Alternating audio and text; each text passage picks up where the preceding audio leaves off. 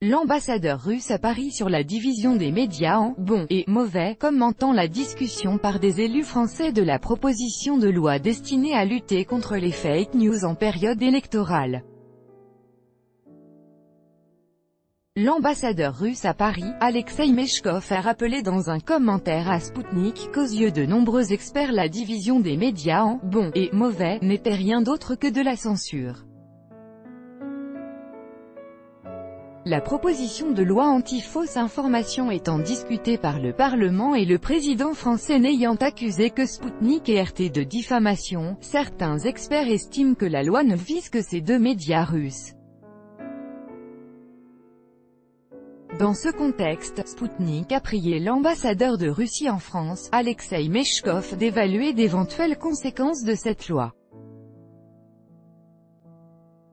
Comme vous devez le savoir, ce projet de loi a suscité une vaste polémique non seulement dans les milieux médiatiques étranges, dont russes, mais aussi à l'intérieur de la France.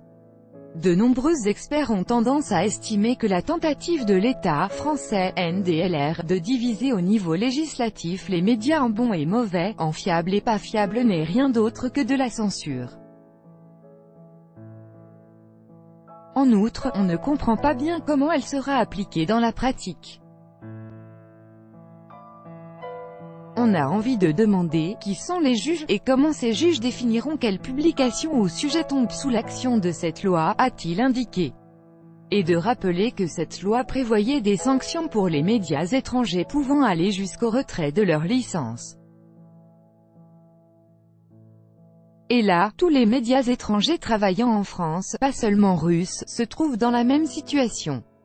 Certes, le fait que les Français ont notamment inscrit la chaîne RT France et l'agence Sputnik comme agents d'influence ne peut que préoccuper, tandis qu'une série d'experts disent que cette loi les vise directement, a poursuivi l'ambassadeur. Et d'ajouter que d'après ces informations les accusations visant ces deux médias n'avaient pas été fondées sur des preuves factuelles. Nous espérons que la France ne s'écarte pas de sa position de dévouement à la liberté de parole dont on a tant entendu parler, a-t-il conclu.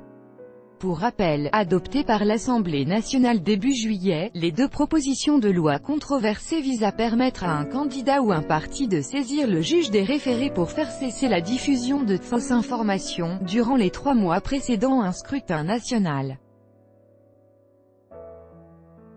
Elles imposent aussi aux plateformes numériques, Facebook, Twitter, etc., des obligations de transparence lorsqu'elles diffusent des contenus contre rémunération. Une série de personnalités, dont le secrétaire général de la Fédération européenne des journalistes, IFJ, Ricardo Gutiérrez, ont exprimé leurs préoccupations face à cette initiative, ce dernier l'ayant jugée de « mauvaise stratégie contre-productive et inefficace ».